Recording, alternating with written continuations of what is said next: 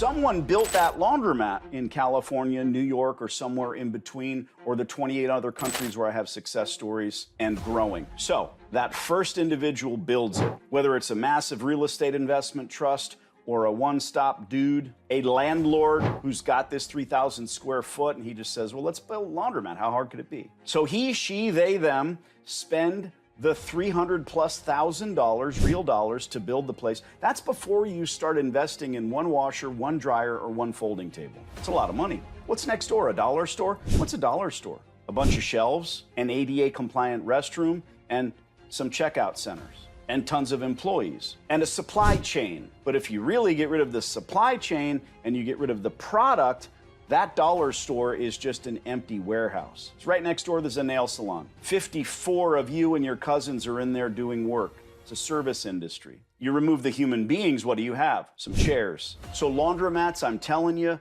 they're not different from every other business, but they're different from many businesses because there's this massive infrastructure that must be built up. And then the F&E, which is the furnishings and equipment, is the washers and dryers. You can run your store a million different ways, 100 different ways, and there is right and wrong, and it's all in my silly course, of course. A horse is a horse. That first guy builds that laundromat, and he might kid himself, and when he starts to cash flow, he says, I'm doing well, I'm making money. But he's got 300 grand in the build out and another 400,000 in equipment. That's a $700,000 investment, plus rent if he doesn't own the spot. Right? Plus the down payment on the rent. They call that a lease deposit. If he doesn't know that he shouldn't offer it.